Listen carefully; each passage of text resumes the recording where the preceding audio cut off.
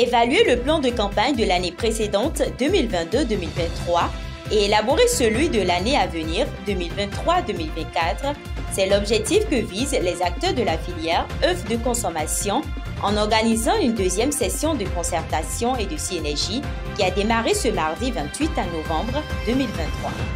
Outre les œufs de consommation, nous parlerons également de la production des œufs de caille dans le dossier du jour.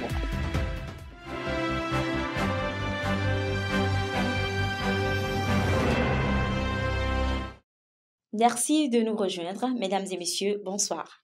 Demain, jeudi, dans le département du Mono, soit dans la ville de Lokossa, le soleil se lèvera à 5h50 et se couchera à 17h36. La durée du jour sera de 706 minutes.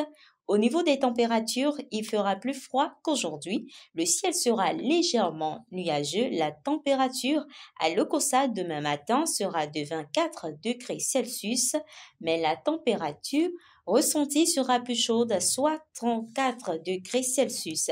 La force du vent oscillera aux alentours des 18 à 20 km par heure en direction du sud-ouest.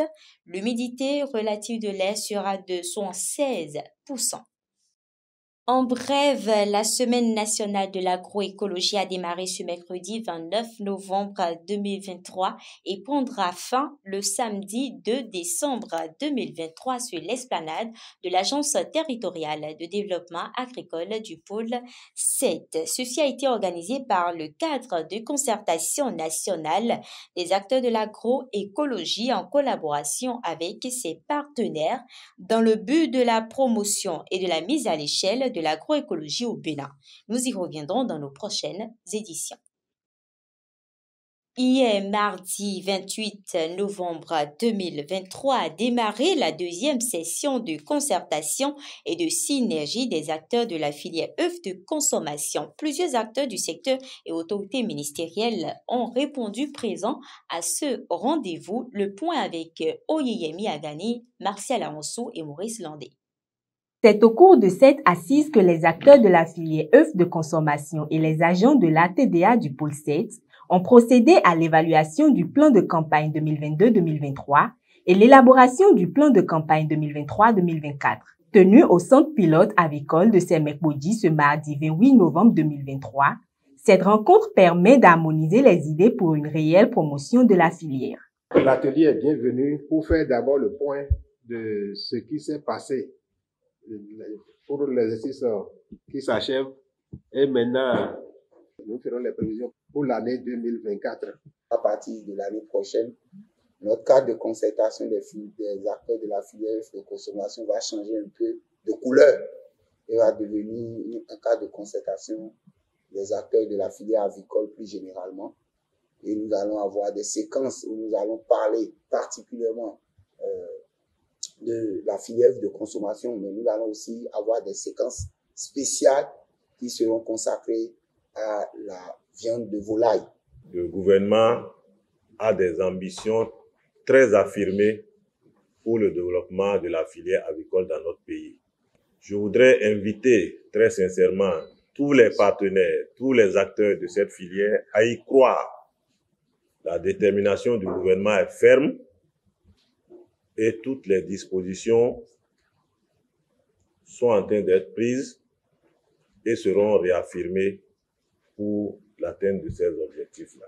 2 jours de travaux à la lutte d'une revue des performances enregistrées dans la filière, ainsi que les perspectives pour l'an prochain. Nous avions passé en revue les objectifs dédiés à la section et on a eu d'abord la présentation du bilan de la campagne. Actuellement, les acteurs sont en groupe de travail pour approfondir ce bilan-là et également jeter les bases pour l'élaboration du plan de campagne de l'exercice 2024. À cette deuxième session de concertation et de synergie des acteurs de la filière œufs de consommation succédera des actions concrètes pour la bonne marche de cette filière. Le ministre de l'Agriculture, de l'Élevage et de la Pêche, Gaston Kossi-Dossoui, a annoncé ce lundi 27 novembre 2023 aux députés de la Commission budgétaire 10 priorités pour l'année 2024. Il s'agit entre autres de la promotion de nouveaux types d'élevage résilients garantissant plus de sécurité et de rentabilité aux éleveurs, le développement d'une aquaculture de type moderne et promotion de la pêche durable, la consolidation des acquis de l'opérationnalisation des pôles de développement agricole, la mise en œuvre du programme national de développement des plantations et grandes cultures, l'accès équitable des producteurs aux facteurs de production pour le développement et la valorisation des aménagements hydro-agricoles. Par rapport à l'exercice précédent, le budget gestion 2024 du MAEP est en hausse de 15,66%, passant de 99 758 217 609 francs CFA à 115 376 753 956 francs CFA. En outre, les membres de l'Association nationale des transformateurs de maïs Bénin se sont réunis le samedi 25 novembre 2023 au siège de l'Agence territoriale de développement agricole du pôle 7. À la faveur de leur assemblée générale extraordinaire, ils ont dressé le bilan des activités de 2023 et défini les perspectives pour l'année prochaine. Le reportage avec Cédric Bakpé, Séraphin Tigandé et Maurice Landé. Les membres de la Fêtière nationale des transformateurs de maïs du Bénin sont nombreux à se joindre à leur présidente, Edith Mireille Deguédon, ce 25 novembre 2023 au siège de l'ATDA du pôle 7 pour leur assemblée générale extraordinaire. Bilan de l'année 2023 et feuille de route pour 2024, ce sont les sujets au cœur de cette activité statutaire de l'Association nationale des transformateurs de maïs du Bénin. Cette année, nous avons recensé les membres par département et par commune. Ça veut dire que dans tout le Bénin, du nord jusqu'au sud, les 12 départements, il y a au moins un représentant de notre association.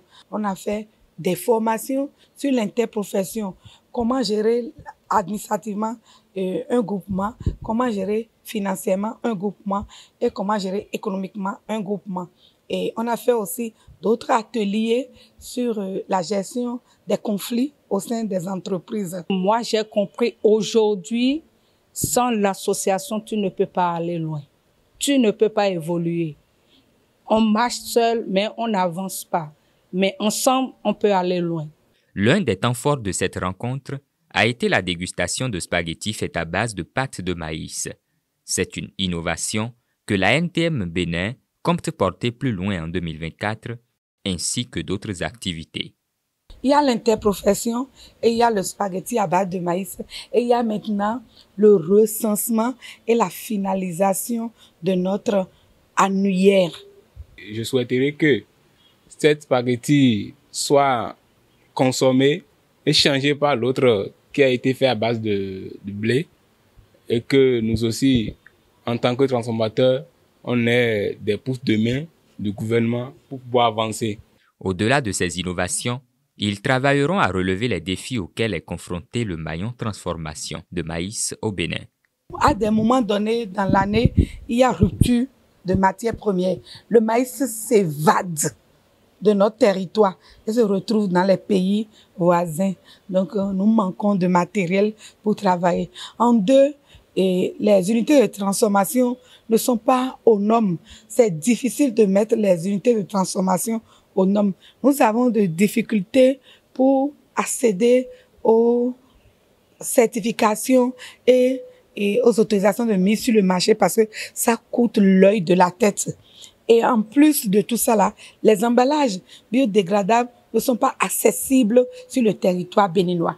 Relever ces défis permettrait aux acteurs de ce maillon de mieux répondre aux besoins de la population pour qui le maïs constitue la première base alimentaire. Jean Plia l'a abordé dans l'un de ses livres et aujourd'hui nous l'abordons dans la suite de ce journal.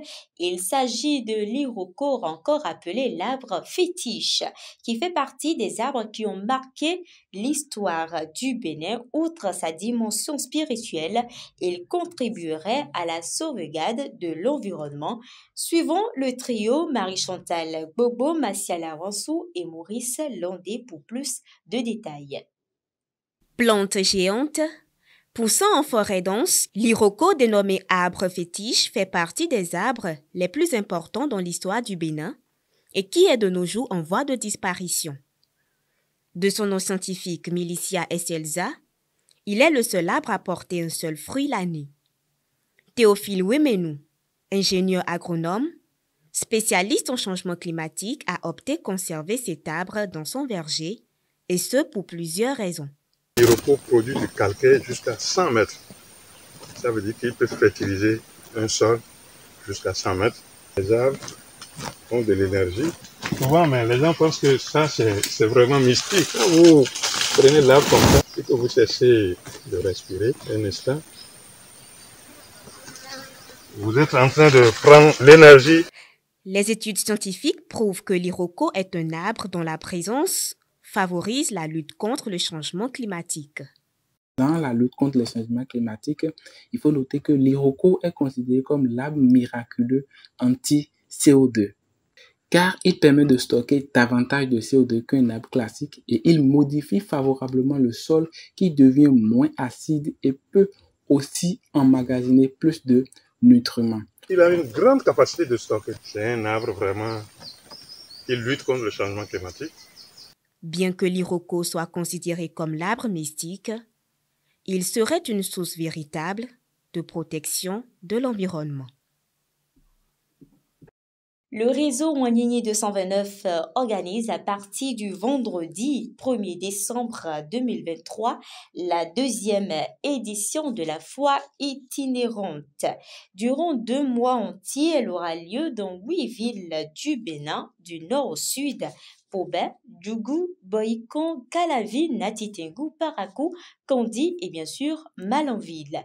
L'édition 2023 de la foire itinérante Wanyinyé 229 met en lumière les produits locaux du Bénin. C'est une célébration de la richesse artisanale, de la diversité culturelle et de l'authenticité des produits qui font la fierté du pays. Les exposants auront l'opportunité de présenter leurs créations, créant ainsi un lien direct avec les consommateurs locaux. L'œuf de caille est un produit plus petit et raffiné que l'œuf de poule. Ils sont considérés comme mets de choix dans de nombreuses parties du monde. Aujourd'hui, dans le dossier, nous nous sommes intéressés à sa production. Suivez plutôt.